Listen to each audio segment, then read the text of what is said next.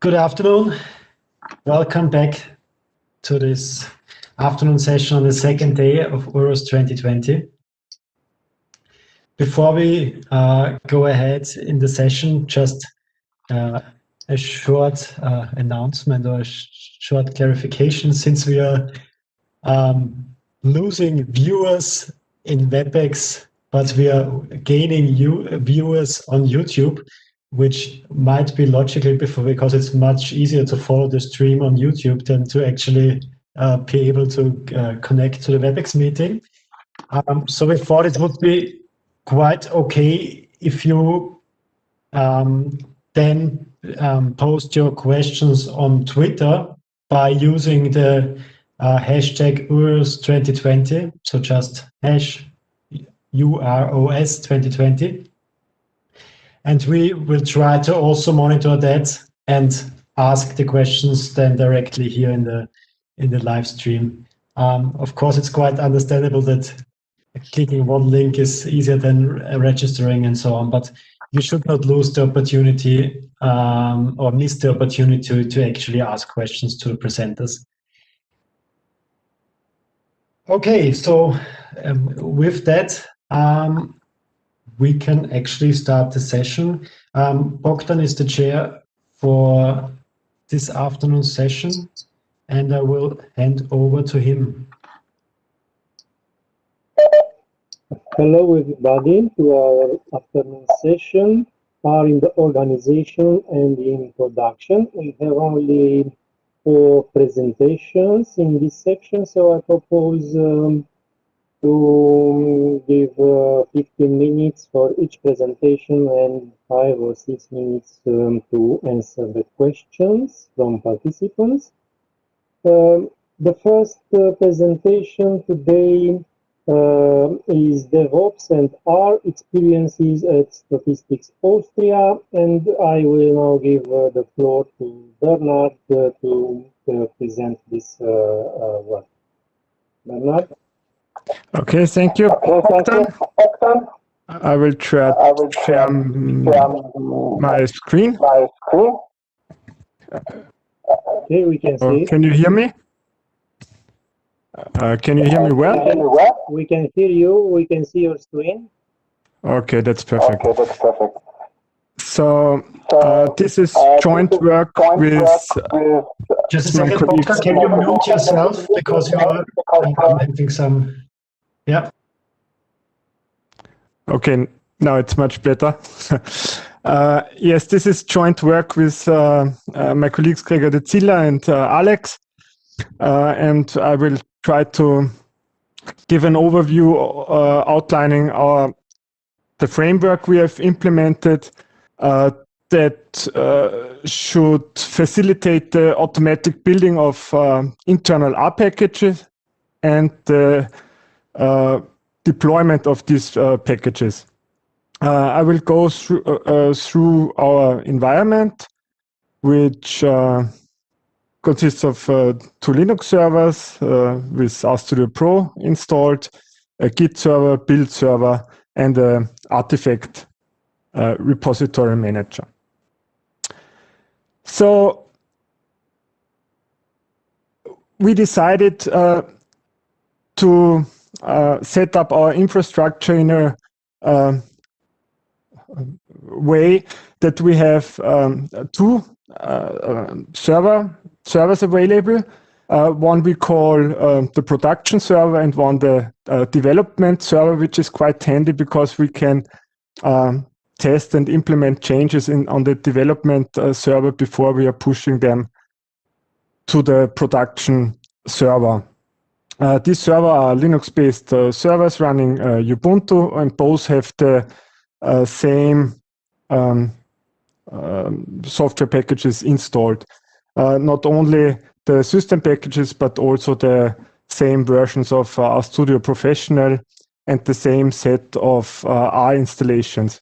So we, in order to be reproducible, we keep all previous and older R installations available for our users, but at some point in time we freeze the update of the packages. additionally, we have available the enterprise edition of Bitbucket Server, which is the Git server. What is nice is that this enterprise edition has support for webhooks and also has an API which we can use, and we are using, as I will show later. Then we have a Jenkins server. Jenkins is a build server which allows to build stuff and also R packages. And the last piece in our infrastructure is an Artifactory management system. We are using JFrog Artifactory, and we use it in the R context mainly to host a CRAN-like repo for our internal packages. So the idea is that all packages we are creating for house-wide internal usage should be available on this internal CRAN-like repo, so that everybody can just type install packages, but the maintainers, so we will do this for our users anyway. So the issue now is, how can we connect all these bits and pieces together? And I tried to create some kind of flow diagram. Basically, the main idea is to have an RStudio project which is connected or is also a Git repo and is connected to the Bitbucket Git server.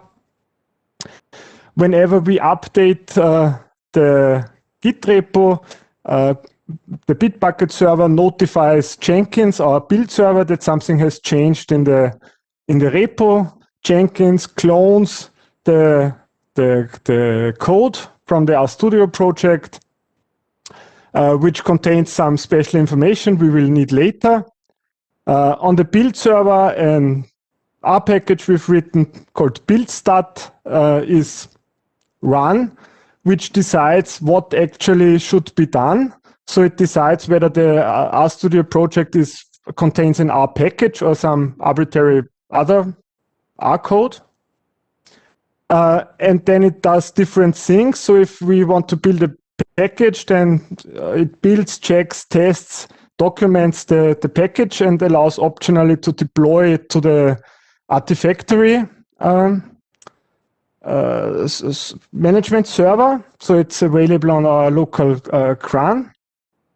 If it's not a package that should be built, then it just runs the scripts and code that is in there, and we optionally can specify that results should be deployed somewhere using Linux system tools like rsync. And if everything succeeds, and also if it does not succeed, so the users get notified via email. So buildstat creates a markdown report summarizing the successful and possibly steps that contain errors. So it's quite easy to debug. So as we can see from the flow diagram, there are quite a few connections required. So we need to connect an RStudio project to the Git server, to Bitbucket. Bitbucket needs to notify the build server, and we can do this via a webhook. So the build server, the Bitbucket just sends an HTTP request to Jenkins to notify the build server. And then Jenkins needs to make sure of some special files that need to be included in the RStudio project, in the code, to determine which base Docker template should be run. You can specify the R version there, as we will see in a minute, and set up the parameters for the pipeline run. In these configuration files, one can set a lot of different options. but the idea is that if you want to build an R package, that it's quite easy that all the dependencies are resolved and documenting, building, checking, and deploying is easy. And the same goes if you don't want to build a package, but also an ordinary R project. So what are these special files I was talking about? It's actually 2 files that are required so that these connections work.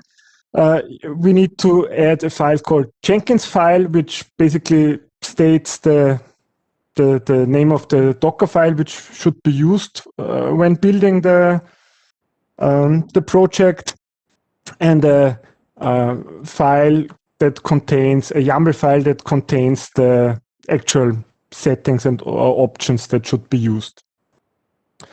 And in this configuration file, we can, for example, specify additional system packages that would be need to compile stuff, or we can define who should get a notification email, how should we deal with warnings or nodes, because sometimes there are nodes that are actually quite helpful and you don't want to remove them for internal packages. And you can specify if on a successful build, the package should be pushed to the Artifactory or not. So you can also specify that you want a LaTeX installation available when building the package, and run additional scripts at various points or stages of the pipeline. The scripts can be run in can be Bash, Python, R scripts, whatever. The config file has quite sensible defaults. So as you can see on this slide, they can be quite short. So the first few lines here is the Jenkins file, which has a fixed format. It needs basically to say the name of the pipeline that should be run. So it's the R pipeline YAML, as we call it.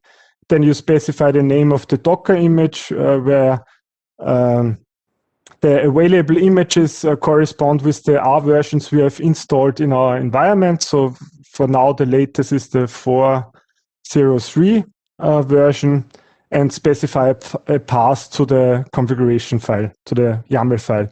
And the YAML file, in a very easy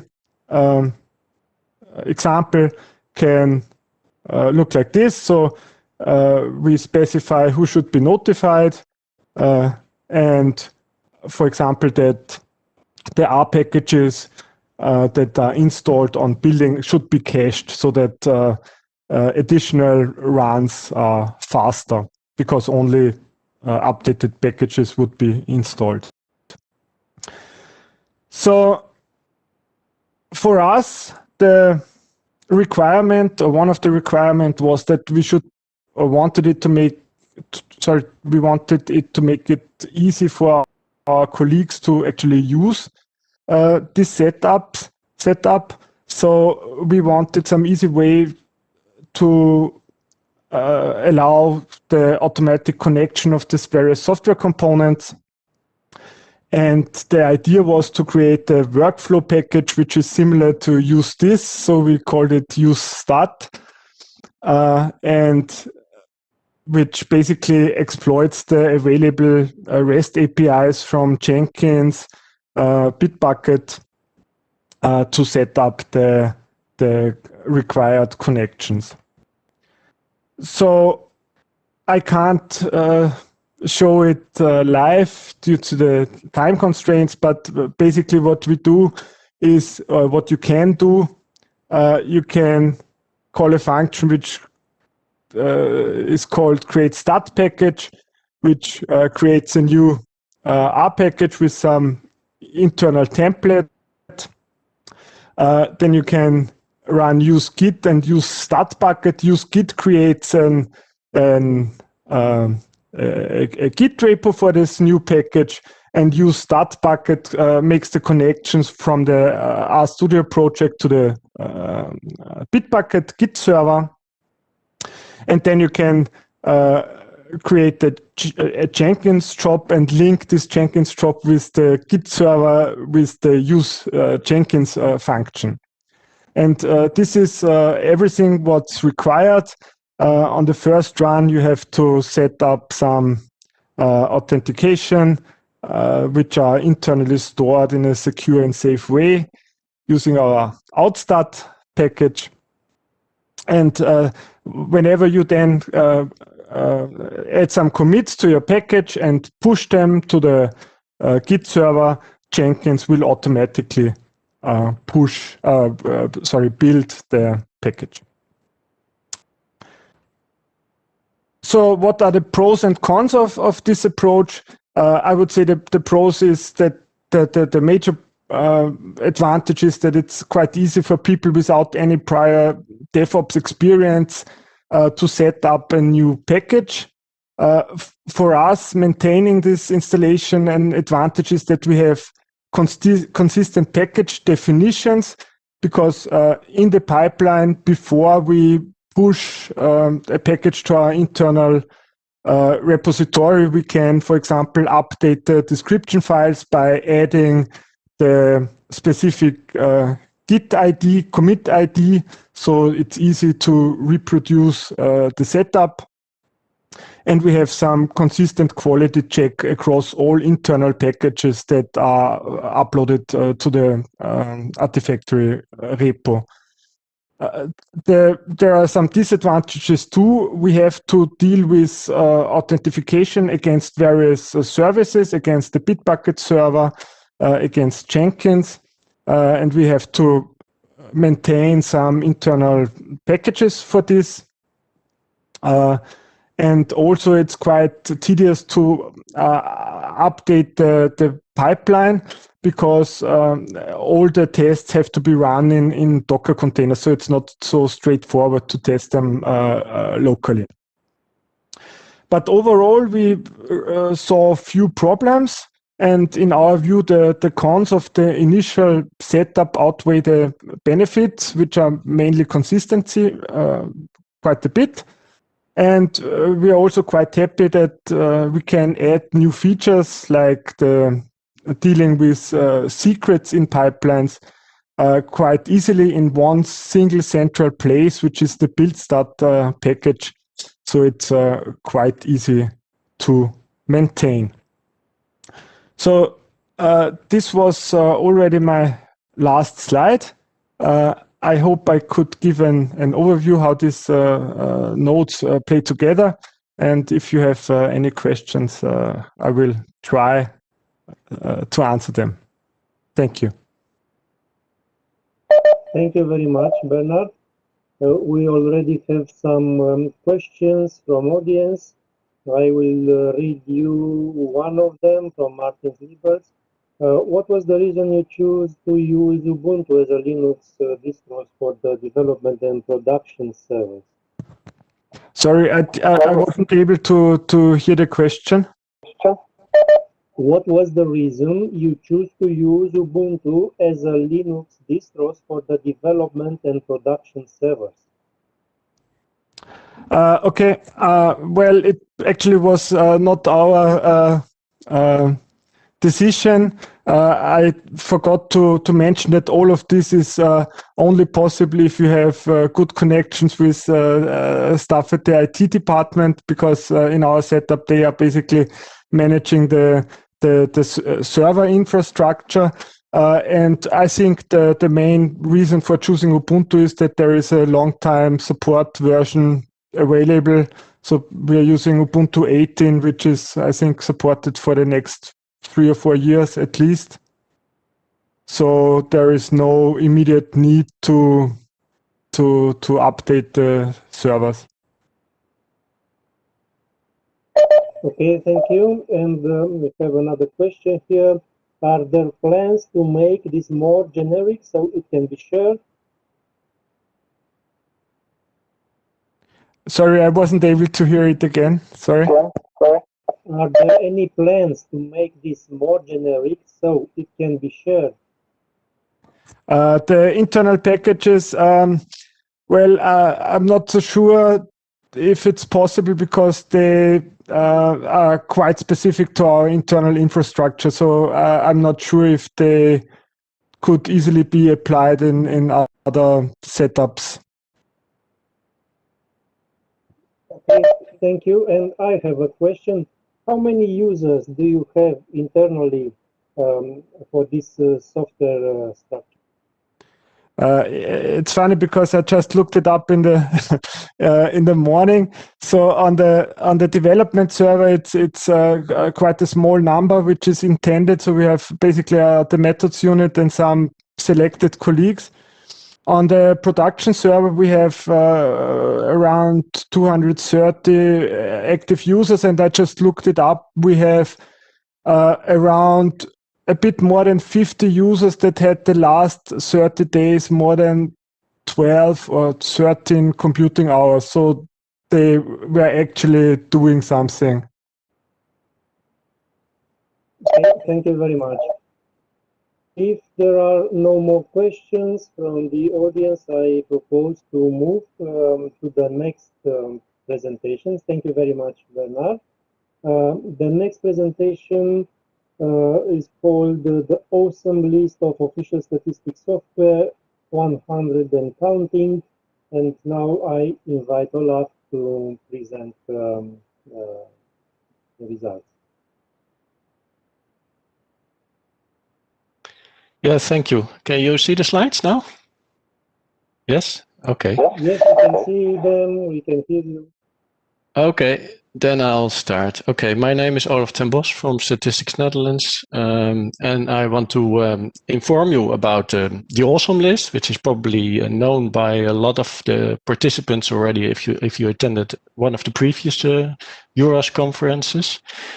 I do this work with Mark van der Loo and Alex together, and I want to talk about, first of all, what is the Awesome List? A bit of history, the concept and the status, and then I want to zoom out a little bit of what it is now. What is the goal that we actually want to achieve with this list of statistical software? Talk a bit about reuse, building blocks, and communities.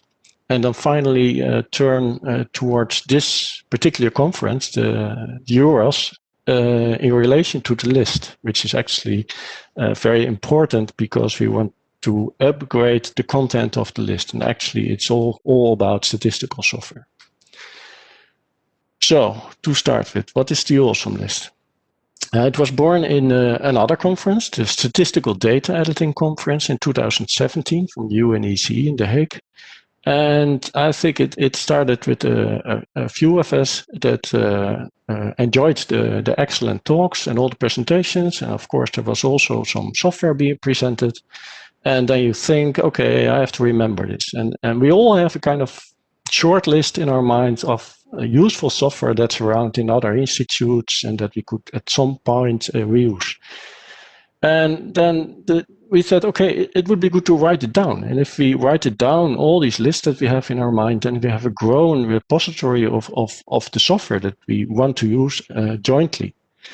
So we created this list from the statistical computing group in the Netherlands at first, but actually it's a community-owned list. That's the purpose, a community approach to knowledge management.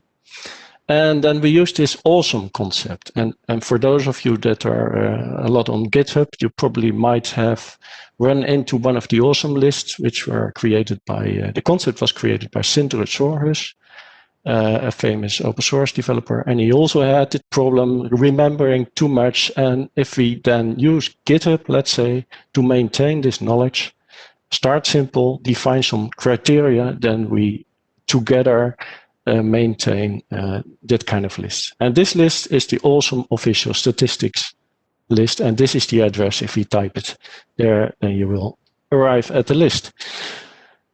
This is a screenshot of the GitHub page. So it probably looks familiar in the setup. It's just a repo in GitHub, which is called Awesome Official Statistics Software. And there are clear criteria of what we want on the list. That's also one of the principles of awesome lists. So we formulated these criteria. It has to be free and open source. We strongly believe that if we want to reuse software from other agencies, it has to be open source. And also available for download, preferably with just one mouse click or something, very easy. And the second criterion that we formulated, it's confirmed to be used in the production of official statistics by at least one institute. So that's maybe your own institute, of course. It's good to show some maturity in a solution before putting it on the list. So, and there's a special other category. It could also provide access to official statistics publications. There happen to be a lot of software around which is access to statistical dissemination databases. So this is centrally on the list. There's of course an open license. We use the social interaction mechanisms that are standard. You can watch, unstar, star, and fork. And very important, there are some guidelines to contribute to the list. Pull request, issue tracker, or just send it a mail. And you see that just out of the box, we also see that a lot of people contributed. What's on the list? Well, this is an example. The list is organized in GSBPM processes, which is the generic statistical business process model, one of the standards of the UNECE. And in this example, you see the category, the SDC category, and let's say almost 12 pieces of software, mostly R packages, some are Java, which are actually very generic, usable in the SDC. And I think a lot of people know this, and it's good to see them listed. And if you have an SDC problem, then you could look here, what is there already? And it might be specific, it might be very generic. Another example, another category is data integration and record linkage. I won't go into that too much. This kind of category is scraping for statistics. With today's web knowledge and web data, there's a lot going on in official statistics on web scraping. So actually, it's not a category in the GSBPM, but we think it belongs to GSBPM 4.3. And you see there's no R software here on the list. It could be R, because you can R in web scraping, of course, but this happened to be donations on the list, which are mostly in Java, Node, and Python. And this is a very large category with the access to official statistics, which is also like standards SDMix and JSON stat, that kind of software and standards, or software supporting that standards, I would say. So this is to give you an idea. Have a look at yourself if you're interested, please. There's another feature or thing that's on awesome lists. We created a badge, and a badge is somewhere that you can put on your page or GitHub page or another page, and then you wear the badge. So if you're listed on the list, you can wear the badge, and this is an example. Sampling strata was presented in the beginning of this conference and is on the list for a long time already. So apart from the regular badges, there's one specific badge mentioned in the awesome list, and it links then to the list, which improves the findability on the internet. So the more software packages on the list link back, the easier it is to find in search engines. This is another example from the .stat community, from the OECD, the .stat system, where they put a badge on it, and others do it as well. The Tau Argus for statistical disclosure, and small count routing, it was mentioned today already. Okay, to give you a feeling about this GSBPM, as far as you don't know, this is the picture of the GSBPM. So you have overarching processes that are generic for all statistical computing, let's say. And then you have sub-processes. The blues are the vertical ones: specify needs, design, build, collect, process, analyze, disseminate, and evaluate. And you have detailed processes. And you see here that visualized where the current items on the list are placed, this is not always completely clear. If you have a very generic package that could be applied in multiple processes, then it's just that. But we do our best to give it a place in this process architecture. You see lots of them are in the process which is logical. That there's a lot of generic software in statistical processing, in validation, review, in integration, in aggregation. We've seen some today. And the other category is in the dissemination. There are lots of them. Okay, so that's what it is today, and have a look yourself. But I ask myself, what are we actually trying to achieve here? What do we actually want with this? So I already told how it started, to remember what we all know. But in the end, we want to reuse statistical software. Because, yeah, why? Why would we want to reuse statistical software? There are plenty of reasons, actually. One of them could be costs. So if we develop it once and use it by many, then as a community, we are, of course, more efficient and effective. The quality is a good reason, because if you redevelop something, then there's a lot of effort in. But if you use well-tested and proven implementations, then, of course, it adds to a good quality of your statistics. We maybe can act quicker if we have these standard building blocks, which we can just connect them and create a new statistical process. And of course, it might also add to standardization in the implementations for official statistics. We use the same implementations. So what is our view on these basic building blocks? Especially the last couple of years, with a lot of new data science techniques and methods, the landscape for official statistics software is getting more complex and diverse and dynamic. So it's even more important to have this knowledge around. And ask us the question, what are proven and successful building blocks for official statistics? And in an ideal scenario, this would be kind of blocks that are configurable per domain, and let's say per NSI, per statistical organization. You put the knowledge on a statistical domain into it, and it is a standardized input and output. Like here sketched to databases, or SDMX, the statistical standard for metadata exchange, this, or CSV simply in JSON or R data. And in an ideal scenario, they would be chainable. So we could build these processes out of the readable available blocks, and these blocks, we get them from some software repo. That's ideal. And then you might say, okay, but we have this ideal world already. We have cron, we publish on cron, and we just install it. And that's absolutely true. Software sharing is already happening. That's true. But it's not only the R community. There are different communities, and they all have their own repos and package system. You have a big NPM community, and also a very growing Python community. And Julia is coming.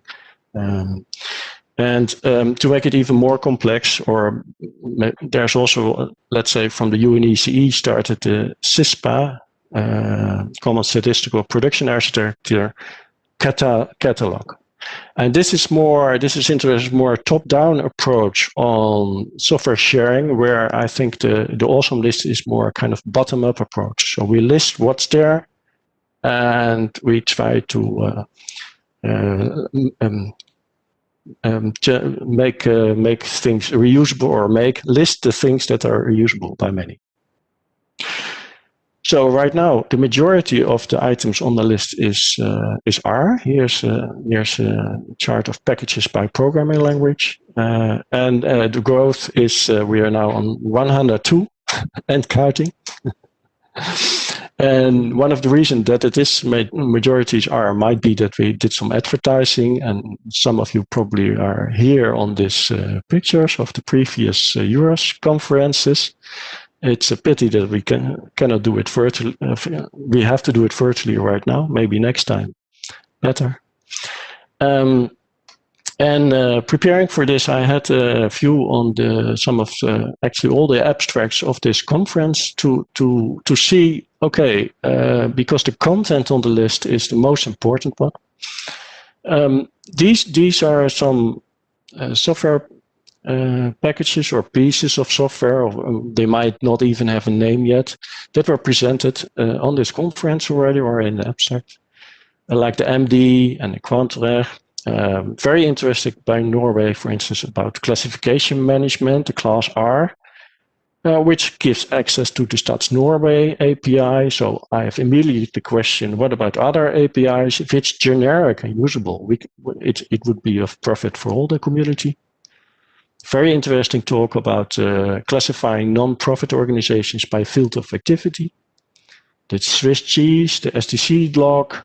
We have seen the OCR of unstructured annual reports. Well, I can say in the Netherlands, we also have unstructured annual reports. So if there would be a generic package, then it would probably be applicable. The input-output tools, Wild. I happened to see that there's work in progress on GitHub on the cell key implementation for STC and adding random noise. And they say use it for your own good, and it's going to be improved. So there's probably a candidate for the list as well. Time series with SQL. This morning, the migration analysis, it's already on GitHub, and they have plans for Quen, they say.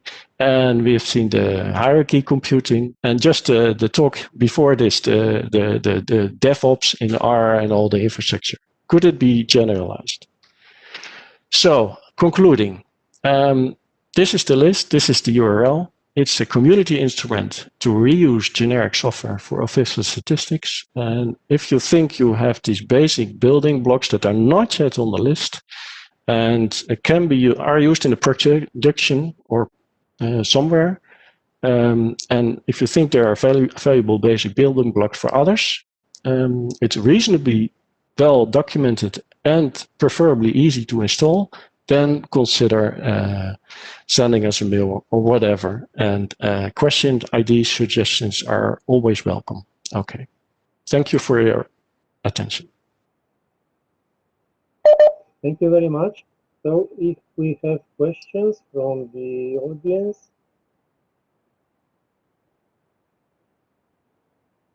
There was a note that the link to GSBPM is great, and since the GSBPM is a standard in the European statistical system, this list should be added as an official annex.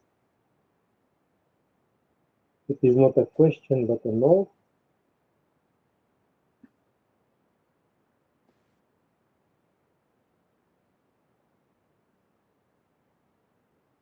Okay, another question. Do we still need a CSPA if we have the awesome list?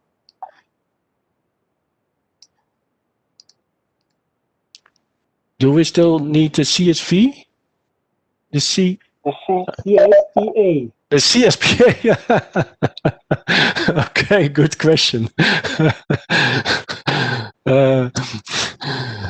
Well, the way I view it now is, in fact, the goal that we have with the awesome lists and the goal that the CSPA community, which is partly might be the same, have is reusing generic building blocks. So the goal is the same. The only difference, or maybe big difference, is the way we progress. And there I said the CSPA is more top down, because they started with, it has to be a service and it has to be like CSPA compliant with strict rules. It's now tightened, more flexible, I think. Where the awesome list said, okay, there is so much software sharing already going on, and the challenge is to get it known and to try to generalize it. And it would be great if they meet somewhere.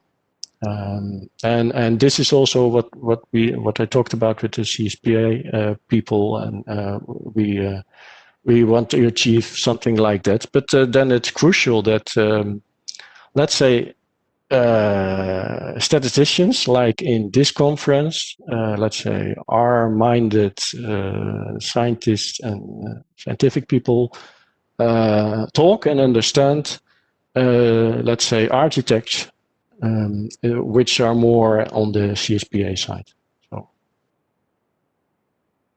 Thank you very much, Olaf.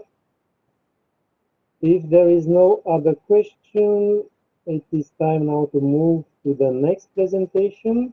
From Airflow to Docker are in open source production environment. I invite now Matthias from KOF, Swiss Economic Institute, please.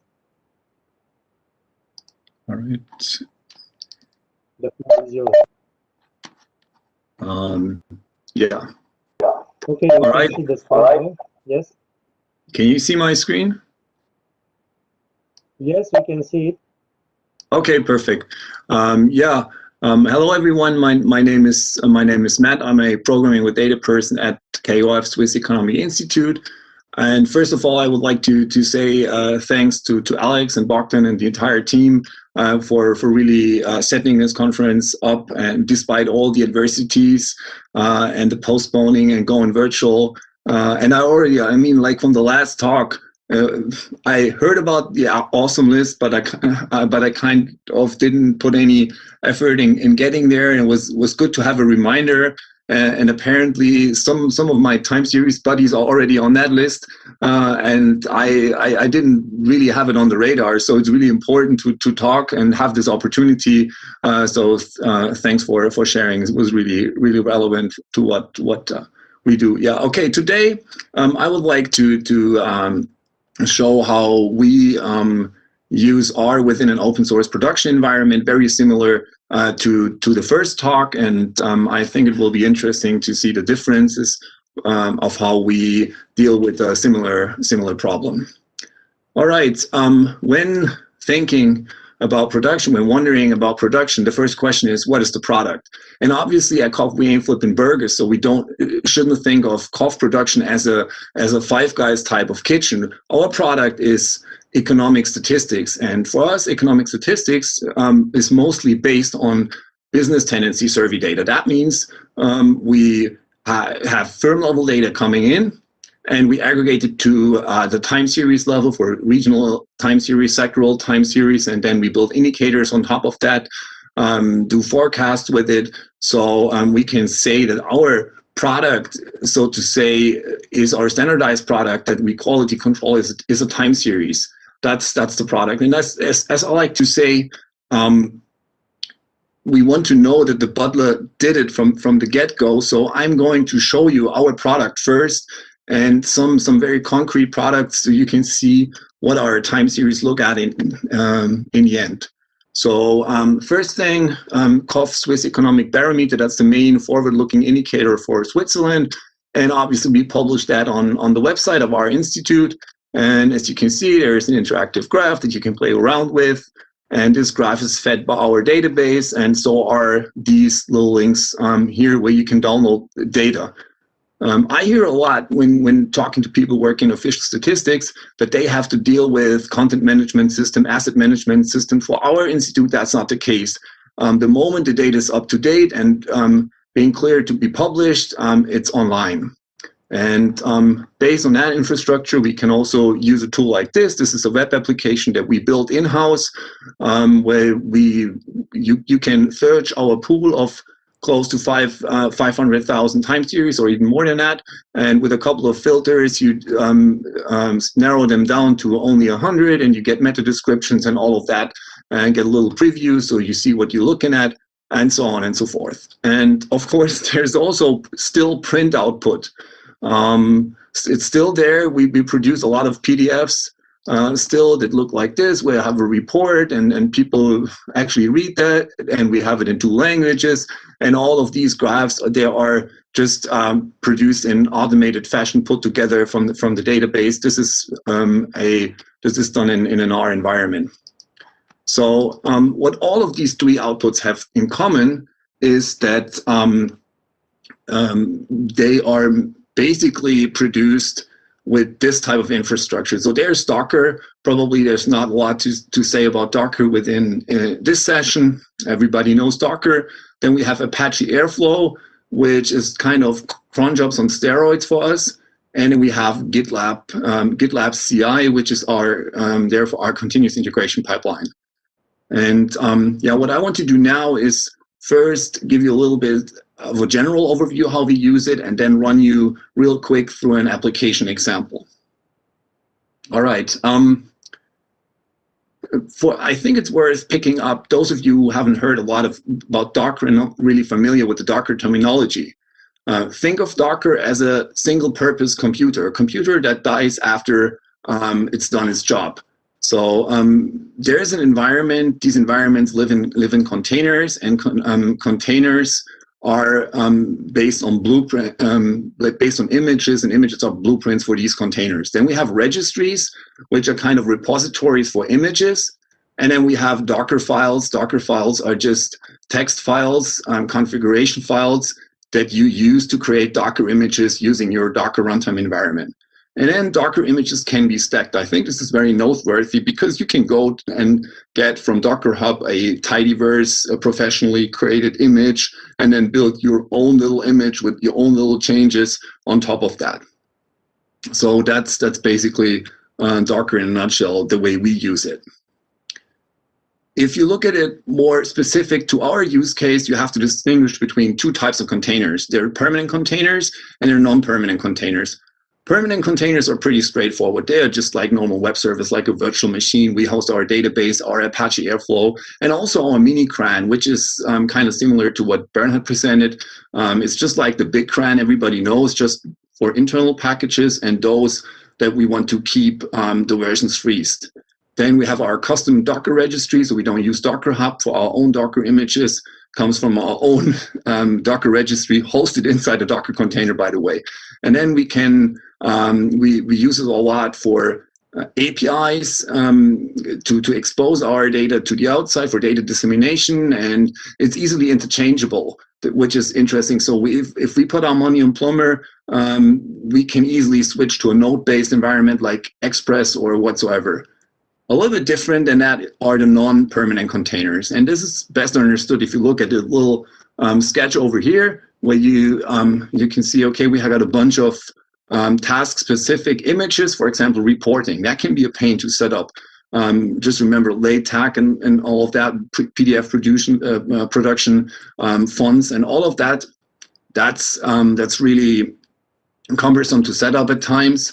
So it's nice to have a container and environment that's not mingling with other setups. So what we do here is we have our Airflow, which is kind of the orchestrator. There's a start signal to start the process. Then we have the Docker registry, where you have all these type of images. And then we have a GitLab repository where some R code lives or some Python code. And then we put all of that together and make that R code run in that particular environment. And before the container dies, it puts the data or the result into a database or a network storage, and that's that. Then the second tool on the list is GitLab CI. I mean, GitLab CI, most of people nowadays use GitHub Actions, but this is kind of our on-premise hosting of a continuous integration environment. We use it for building packages. So what it does is build and test our packages, then push it to our mini CRAN, and from there on deploy it to the server. A little bit more technical, this looks like this. We have a couple of stages. If you look at the YAML file, the configuration of this, there's build and check. Then there's CRAN, see the pun, like CRAN with a K, the cough CRAN, and then deploy that to our production service, which is RStudio as well. And for our case, the open source RStudio server was enough, but it's basically the same here.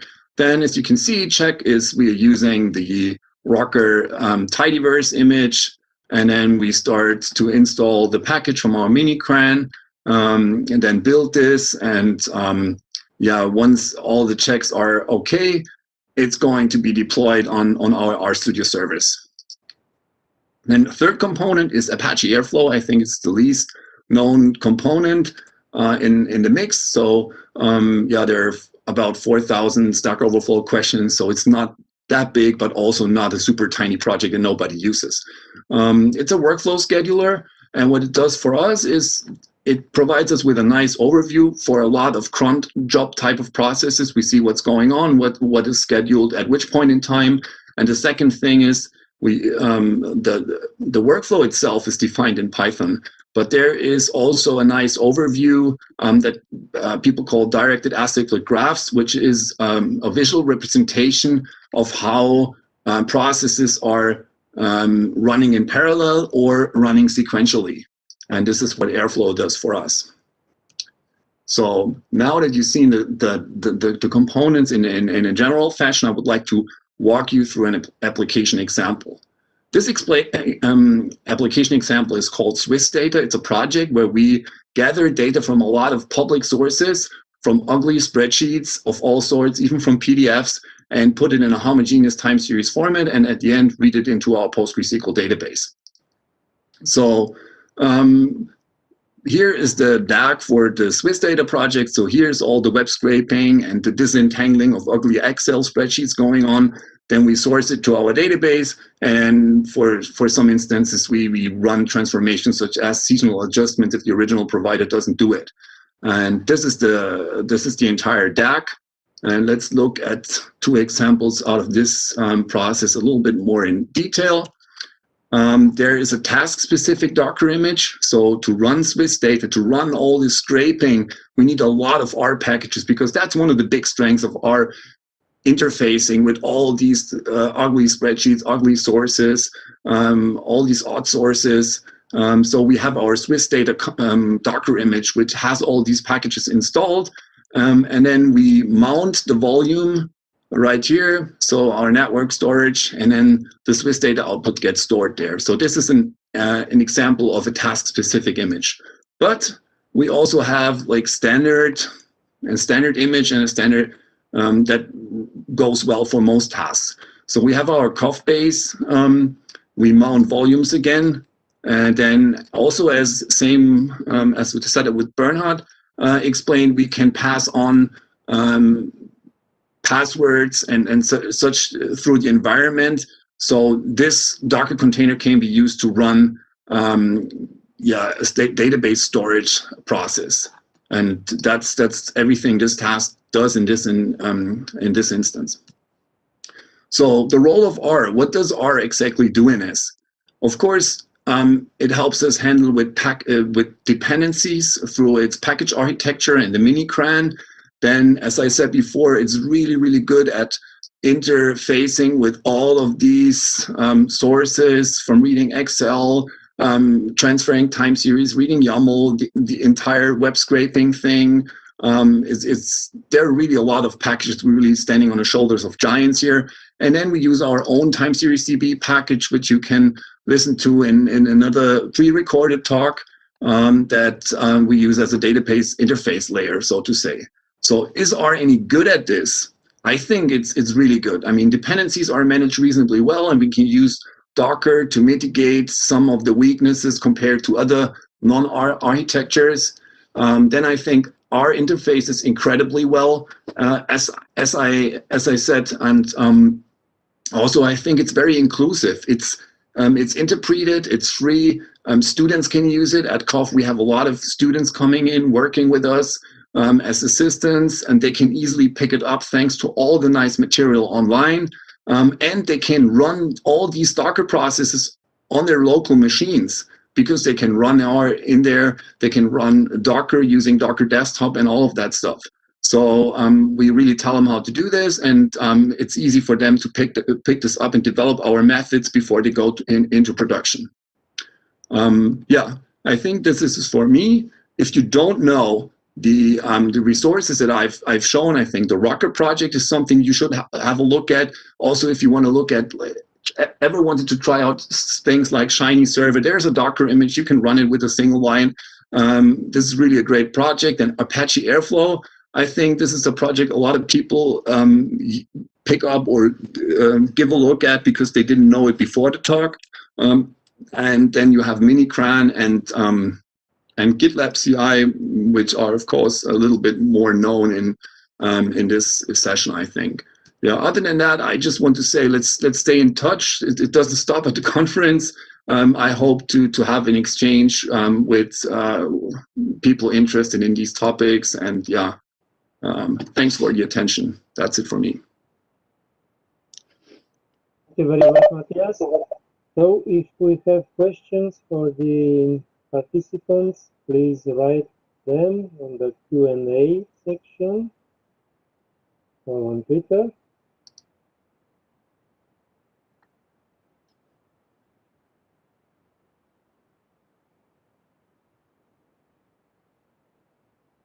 So it seems that there are no questions, and I have one question here. How many persons do you need to maintain this infrastructure? I think this is a very good question. I also looked it up, asked the same question to Bernhard. I think it's one and a half for us, but we also do other things. We had a big push to set it up where we were busy like for 2 or 3 months, mostly doing this stuff. But now to maintain it, it's not even 1 person 100%. And how many users do you have? How many users of this platform do you have? We got a head count of around 90 at the Institute, and I also think for the production use, we have 50 regular users, very similar to what Bernhard said, but I mean, on the dissemination end, it's much more. Our API is used to exchange data with the National Bank, with the Secretariat of Economic Affairs, and a lot of cantonal statistical, regional statistical offices. So there's probably thousands of users. It's hard. We don't track them, but it's way more than that. But for the R environment, it's maybe 50. Okay, thank you very much. Another question here, were they free to choose the tools or there are restrictions from the IT department? Docker helped a lot with this because what the IT department says, okay, we are going to present you with a Docker host, and within the Docker, we could do basically what we wanted. So we kind of, it helped us to went by a lot of restrictions actually.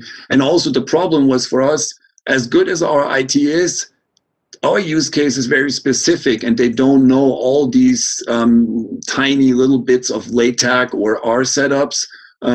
R they learned because we've been using it a lot in production since 2012, but I mean, there are so many tools coming up all the time, so they're not able to keep up with that because they got other stuff to do as well. So Docker really helped to be our own boss, so to say, for a couple of things, not for everything, but it helped to went by restrictions as well. Yeah. And even if that's not possible, as I hear from other institutions which are stricter, it helps to have a local proof of concept within Docker, try everything out, and then give a detailed instruction to the IT what you want, even if they have to implement it for us. Okay, thank you very much, Matthias. All right. It is now time to move to the last presentation in our session today.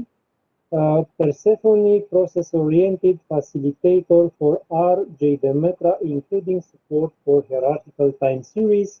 I give the floor now to Angelica from Statistics Austria. Thank you. Hello, my name is Angelica Marana, and I'll be, oh sorry, I didn't share my screen.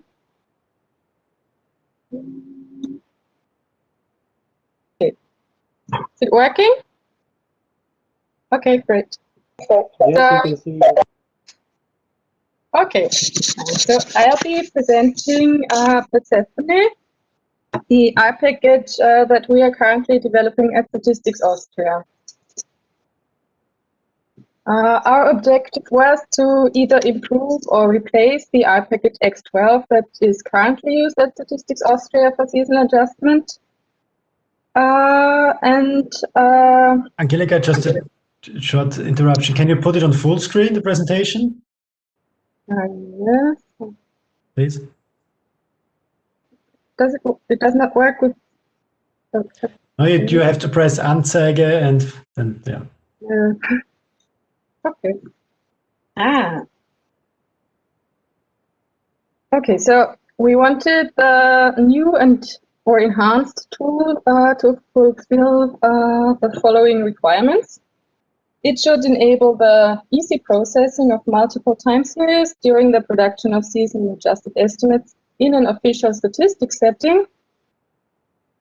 It should support hierarchical time series and weighted aggregate series, and most importantly, it should work in R. Now, with the release of RJDemetra and our interface to JDemetra Plus, the Eurostat recommended JD Plus seasonal adjustment software became available for R users. And so we decided to build a wrapper around RJDemetra to fit our needs. This means that the package Persephone actually builds on top of RJDemetra. But Persephone provides the seasonal adjustment infrastructure for official statistics. So this means for dealing with multiple, possibly hierarchical, monthly or quarterly time series. Functions of RJDemetra performing seasonal adjustment are called in background. The package is available on GitHub right now. It is still under development, but it will probably be released on Gran sometime next year. Now, in the following slides, I'll show you how to work with Persephone. So how to construct a Persephone object, including 2 examples. And I'll conclude with our to-do list of future enhancements. Okay, objects of class Persephone, which are our 6 class objects, can be constructed from only one or multiple time series. Multiple time series can be connected through a certain hierarchy and weights can be assigned. These weights can be either time variant or time invariant weights. Batch objects without a hierarchy can be represented as objects with a flat hierarchy at the moment, but this will be improved in the future. So first, single Persephone objects corresponding to univariate time series objects are constructed with the functions per x13 or per trammer, depending on the seasonal adjustment method chosen. So x13 are REMA seeds or trammer seeds. And secondly, multiple single objects can then be combined with per HTS, HTS standing for hierarchical time series, to build a hierarchical Persephone object. Now I'll continue with 2 examples. The first example will be a Persephone single object, and the second example a Persephone hierarchical object. To create a Persephone single object from a univariate time series object, a predefined JDemetra Plus model specification has to be provided by the user. So, for example, RSA3, which basically stands for automatic model selection. So, as you can see, we load the air passengers dataset, and we call the function per x13 to create the object x13. And now different methods can be called for the Persephone object x13. Most importantly, the run method, which performs the seasonal adjustment itself. Yeah. Done like that. And before the first run, some methods for the object will not work. Well, most methods will not work. And some fields will be empty since no results are available yet. The output field gives access to the original output object from RJDemetra, which would look like this for the RSA3 predefined model specifications and the air passenger dataset. We can change the predefined J+ parameter settings with the update params method. And in this example, we include some random outliers, which is done exactly the same way as in the RJ Demetra package. And then we perform another run to make the magic happen. The output now shows that the outliers are included in the model. We can see here an additive outlier, a level shift, and another level shift. The random outliers that we included before.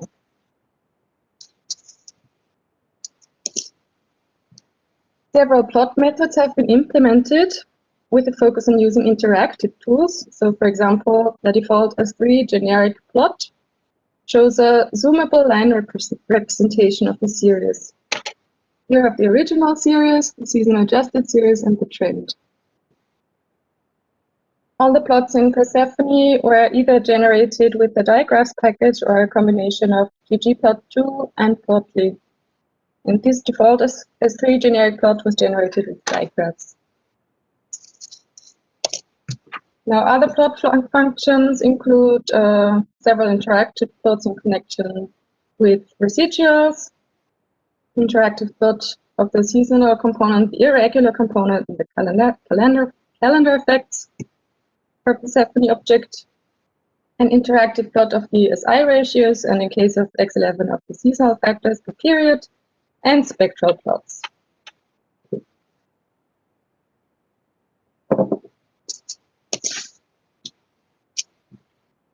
Now I'll move on to the second example, the Persephone hierarchical object.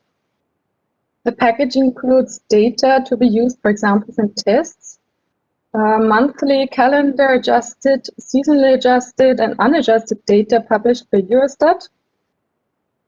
They are multiple time series objects of the volume index of production for total industry of the EU 28 countries from January 2000 to June 2019. The package also includes the corresponding weights. Now, for this example, we use the calendar adjusted data after performing some pre-adjustments to create a list of Persephone single objects, out of which we can then construct a hierarchical Persephone object. So here we basically just remove some missing values from the data and construct two vectors of country names that we will need later on, the Euro area countries and the EU 28 countries. So these two vectors. And now we generate a list of Persephone single objects with X13 as method for all countries time series. This can simply be done with lapply. Here. In the next step, we use per HTS to aggregate the 19 Euro area countries and set the method to be used for the direct adjustment of the aggregate series to X13 as well. This done here. So you can see we select the Euro area countries from our list of Persephone single objects and pass it to the list of parameter here of per HTS.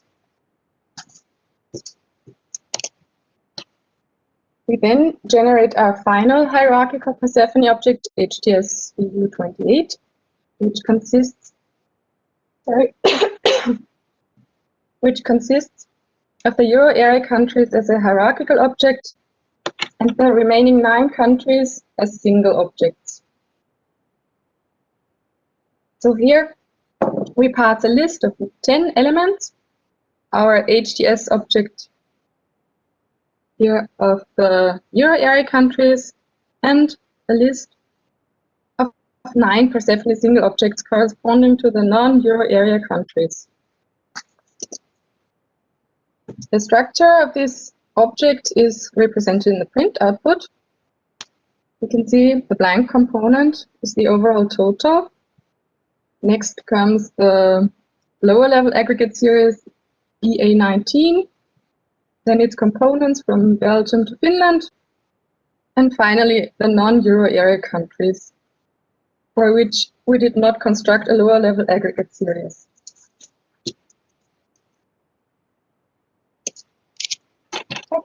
The following methods can be called for the hierarchical Persephone object. We can perform a run, so we can perform the seasonal adjustment. We can generate a plot comparing the original, the directly and the indirectly adjusted series. And we can generate a user quality report. More methods directed specifically at multiple and in particular hierarchical time series still need to be implemented and or developed. For hierarchical objects, the F3 generic plot is the only plot function implemented at the moment. It shows a general comparison line chart comparing the original, the directly and the indirectly adjusted series. And as for Persephone single objects, it is generated with digraphs. Sorry.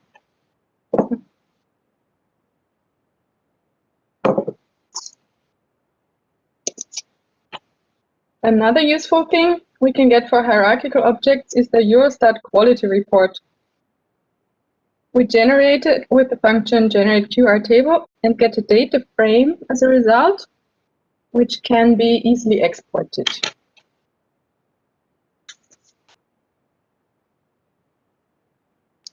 Okay, now methods developed for univariate analysis only can be used by accessing the components of a hierarchical Persephone object.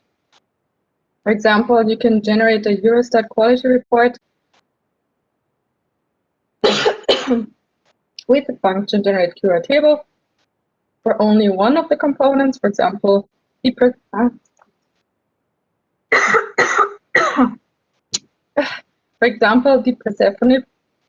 single object for Belgium.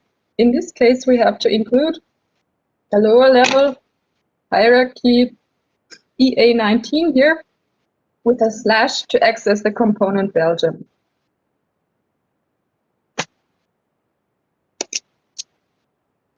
Okay, as I mentioned before, with Persephone, we can also generate weighted aggregates.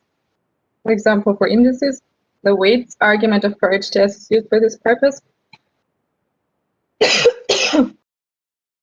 Use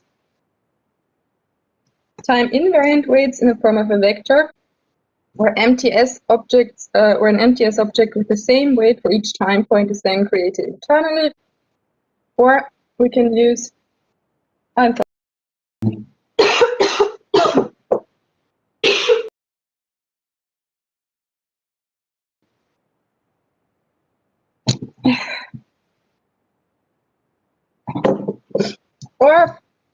or we can use time variant weights or an MTS object or a named list of time series objects can be passed to the weights parameter in HTS. We can have a look at the weights of an object by accessing the weights field here. And also a couple of time invariant weights are included in the package as example data sets.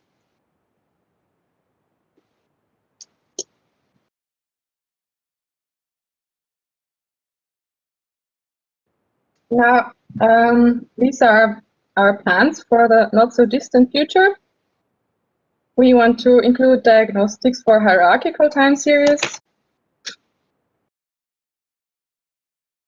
benchmark method for direct adjustments, indirect adjustment of chain-linked indices, pure batch methods, so not only pure batch objects, not only hierarchical objects, summary method or methods, and very important, a dashboard for large numbers of time series. And what I forgot to put on this list is some kind of changelog or a historicization where old settings or output can be stored and compared to new results, which is a nice feature we have in our X12 package at the moment and which we want to continue to be able to use.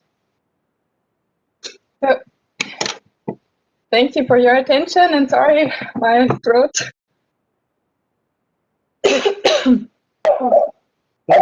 Thank you very much for your nice presentation. We already have a question from the audience.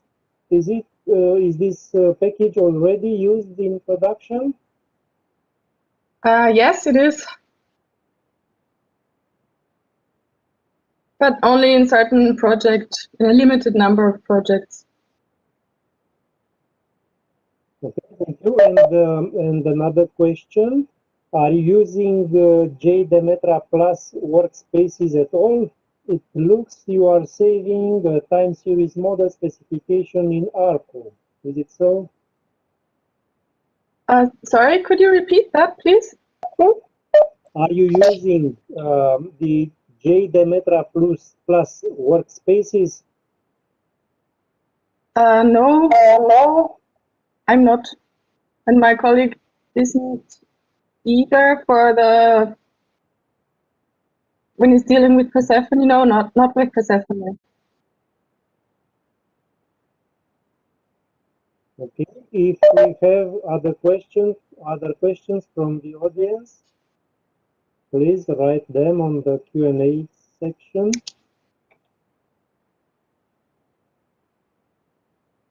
Okay, it seems that there are no more questions. So this concludes our afternoon session today. It was our last presentation. Now I give the floor to Alex for to announce some information for the section tomorrow morning. Please, Alex. Thank you, Bogdan, for chairing the session. Thank you to the presenters. It was a really interesting afternoon session for me. Even for two of the presentations concerning Statistics Austria, you always hear something new, also from the projects you are involved in. I just have one short announcement for tomorrow. Due to unforeseen circumstances, we won't be able to use the streaming infrastructures for tomorrow on YouTube and Facebook. So that means that people will have to join again via WebEx more actively. We are sorry for that, but maybe it's also a good opportunity to thank the Ecological University of Bucharest for doing that for yesterday and today for free for us anyways, but unfortunately it's not possible tomorrow. So please join tomorrow morning. We will start at 10 again, Central European time, and you should join via the WebEx link provided on our homepage. Thank you very much. Have a nice afternoon. Have a nice evening. See you tomorrow. Goodbye. Goodbye. See you tomorrow. See you tomorrow. Bye.